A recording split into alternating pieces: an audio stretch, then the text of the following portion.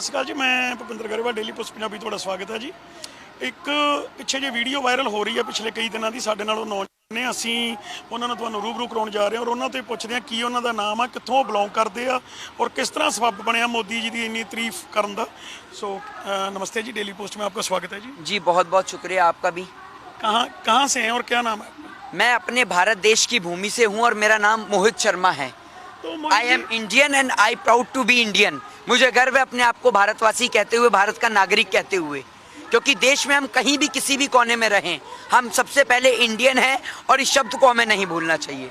क्योंकि अगर एक अमेरिका से बंदा आता है, उससे आप पूछते हैं वेयर आर यू लिव, तो वो कहता है आई एम अमेरिकन या मैं अमेरिका से आया हूँ। अगर आप एक चाइनीज से पूछते हैं तो वो कहता है आई एम चाइनीज। एक जापान से पूछते हैं तो आई एम जापानीज। तो हम क्यों नहीं कहते आई एम इंडियन? किस बात की शर्म है अपने आप को हमें भारतीय कहते हुए? और हम गर्व से कहते हैं, सीना चौड़ा करके कहते हैं, छाती चौड़ी करके, कि I am Indian, I proud to be Indian. तो ये जो बीजेपी वाले हैं, मोदी जी हैं, वो भी बोलते हैं आई एम इंडियन, लेकिन वो इंडियन के साथ ही बुरा कर रहे हैं, उसके बारे में क्या सोचते हैं? ये इंडियन को किस तरीके से देखते हैं आपको सभी को पता है। जब सारा देश अंग्रेजों से लड़ाई लड़ रहा था, ब्रिटिश गवर्नमेंट से लड़ाई लड़ रहा था, ये सारे के सारे भाजपा आरएसएस वाले लोग रानी विक्टोरिया को सलाम ठोकने में लगे हुए थे, अंग्रेजों की दलाली और मुखबरी करने में लगे हुए थे। और आज भी अगर इतिहास के पन्नों को खंगाला जाए तो ये देश के गद्दार थे, हैं और रहेंगे। क्योंकि ये झंडा नहीं चढ़ाते, ये हमारे राष्ट्रीय, जैसे इन्होंने बोला 26 जनवरी को झंडे का अपमान कर दिया, झंडे का खुद ये अपने झंडा नहीं लहराते, खुद ये अपना आरएसएस का झंडा लहराते हैं। झंडे की आपने एक बात करी, आप लाल किला गए हैं कभी? जी। मैं दिल्ली में ही हूँ, मैं लाल किला, उस दिन भी मैं किसान के ट्रैक्टर मार्च में ही था। मेरे भाई ये पूरा रोड भरा हुआ था, नीचे पूरा रोड भरा हुआ था, कम से कम 3-3.5 लाख की संख्या में देश का किसान यहाँ तैनात था अपने ट्रैक्टर के साथ में। इतनी बड़ी संख्या में ट्रैक्टर और इतने सारे ट्रैक्टरों पर सिर्फ एक ही झंडा नजर आ रहा था, भारत देश का तिरंगा। अगर हमारी लड़ाई होती है विदेश से तो किस बात को लेकर होती है? अपने तिरंगे को लेकर ही तो होती है। तो आप एक बात मुझे बताइए, आज आप उन देश के किसानों से, उनके पिताओं से, उनके बच्चों से तिरंगे का प्रमाण और प्रूफ मांग रहे हैं, जिनके बच्चे इसी तिरंगे में लिपट कर आते हैं। और जब इनके बच्चे तिरंगे में लिपट कर आते हैं ना, तो इनकी माएँ और इनके पिताजी आंसू नहीं बहाते, बल्कि छाती चौड़ी करके कहते हैं कि मेरा बेटा देश के खातिर कुर्बान हुआ, मेरे बेटे ने देश के खातिर जान दी है। और उनके पिताजी आंसू नहीं बहाते। और आज आप इन्हीं से सवाल कर रहे हैं, तिरंगे का प्रमाण मांग रहे हैं। देश के लाल किले पर तिरंगा झंडा अपनी जगह पर लहरता रहा, लेकिन नेशनल मीडिया ने जो माइंड वॉश करने का कार्यक्रम दिखाया, जिसके जरिए माइंड वॉश किया गया, क्योंकि इनका काम है देश के अंदर आग लगाना, इनका काम है कश्मीर से कन्याकुमारी तक देश को भड़काना। ये कहते हैं कि सूत्रों के हवाले से पता चला। इनके एक सूत्र के कारण एक भाई दूसरे भाई का गला रेन देता है और ये कहकर पल्ला झाड़ देते हैं कि सूत्रों के हवाले से पता चला। अरे जनाब, वो सूत्र आते कहाँ से हैं? उन सूत्रों का सोर्स कहाँ से है? जरा ये भी तो बताइए। आपके सूत्र के कारण किसानों की इमेज खराब हो जाती है। अगर आप ये सोचिए कि ये अभी भी, देखिए एक तस्वीर दिखा दीजिए, एक तस्वीर दिखा दीजिए, अभी भी भाई एक कंधे पर झंडा लेकर जा रहा है, देख लीजिए, अभी भी लेकर जा रहा है। आज तो कोई ट्रैक्टर मार्च नहीं है ना, तब भी झंडा लेकर जा रहा है कंधे पर। इस भारत देश का हर एक नागरिक अपनी माँ से ज़्यादा अपनी भारत माँ से प्रेम करता है, अपने देश के तिरंगे से प्रेम करता है। और इस देश का तिरंगा हर एक हिंदुस्तानी की, हर एक भारतवासी की आन बान शान और उसका स्वाभिमान है। और हम गर्व से अपने तिरंगे को सम्मान देते थे, देते हैं और देते रहेंगे। और जिस दिन हमारे देश के तिरंगे पे बात आएगी, हम लोग अपना सर कटवा लेंगे, लेकिन तिरंगे को आंच नहीं आने देंगे। ये बात आपको समझनी होगी। और नरेंद्र मोदी और उसकी सरकार देश में देशभक्ति के या तिरंगे के सर्टिफिकेट और प्रमाण नहीं बांट रही।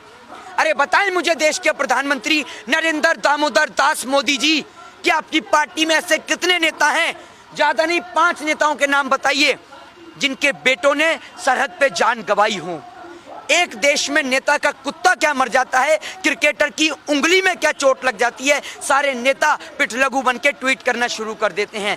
200 से ज्यादा किसान भाइयों की शहादत की चुप्पी लगाई बैठी नरेंद्र मोदी की सरकार, सेंट्रल में बैठी भाजपा की सरकार। आखिर कब और कितने समय बाद चुप्पी तोड़ेगी, इसका इंतजार पूरे देश को नहीं विदेश को है। और आज ये जो सेलिब्रिटी बोल रहे हैं, एक तो होते हैं सेलिब्रिटी जो होते हैं सी वाले सेलिब्रिटी, ये एस वाले हैं सेल वाले सेलिब्रिटी हैं, जो इस पैसे के खातिर अपने ईमान का सौदा कर देते हैं। अरे कम से कम ये वो देश का किसान है जिसने अगर अनाज उगाना बंद कर दिया तो कश्मीर से कन्याकुमारी तक बिना किसी बाढ़ के, बिना किसी सुनामी के और बिना किसी प्राकृतिक आपदा के देश में भुखमरी छा जाएगी, देश भूख से ग्रस्त हो जाएगा।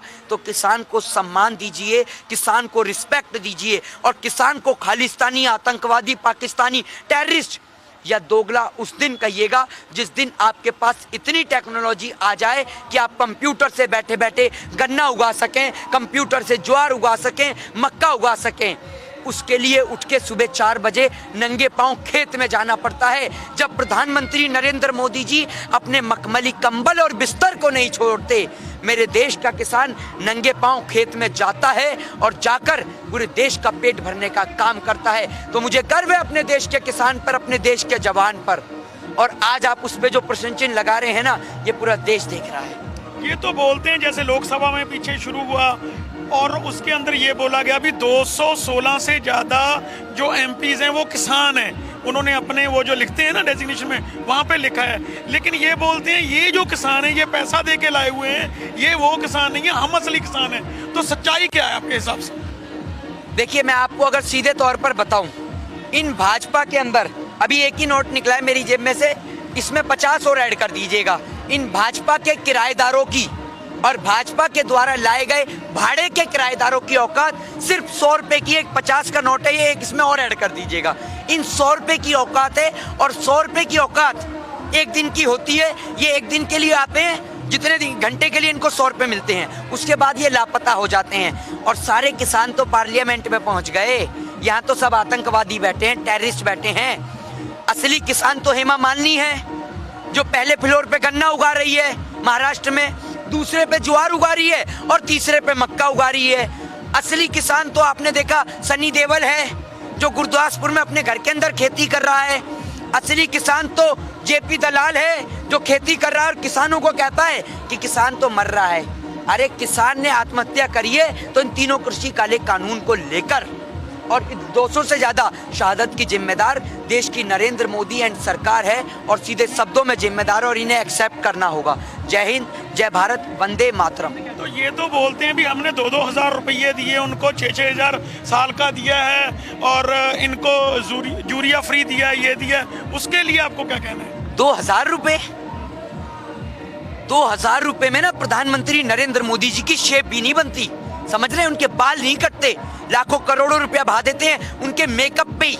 आप 2000 रुपए और 2000 रुपए आप दिखाए। बोलते हैं मैं तो गरीब प्रधानमंत्री हूँ। 2000 रुपए में एक बोरी खाद आती है, समझ रहे हैं? इनकी कोई 50-100 गज की नहीं है खेती की जमीन कि एक बोरी खाद में हो जाएगा, समझ रहे हैं? कई हजार बीघा की जमीन है देश के किसान की। 2000 रुपए देकर, अरे प्रधानमंत्री जी 2000 रुपए आपको देते हैं, अपने नेताओं को 2000 रुपए वेतन भत्ता दिया करिए ना। क्यों लाखों करोड़ रुपया?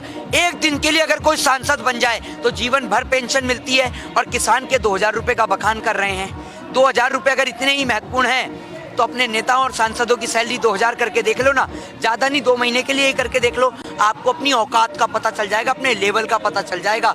आपके नेता जो लाखों करोड़ों रुपया बहा देते हैं, करोड़ों रुपया, 10 लाख का सूट पहनने वाला 2000 रुपए में क्या करेगा? क्या करेगा 2000 रुपए में? तो आप 2000 रुपए वो चाय बेचकर नहीं लाए जो आप एहसान दिखा रहे हो, 2000 दे दिए, 2000 दे दिए। ये 2000 देश की गरीब जनता का टैक्स का पैसा है जो आप देकर एहसान नहीं कर रहे। मैं इतना ही कहना चाहूंगा कि देश की सरकार जल्द से जल्द किसानों को लेकर बात करे और जल्द से जल्द किसान भाइयों को घर पे भेजने का काम किया जाए। जय हिंद, जय भारत, वंदे मातरम।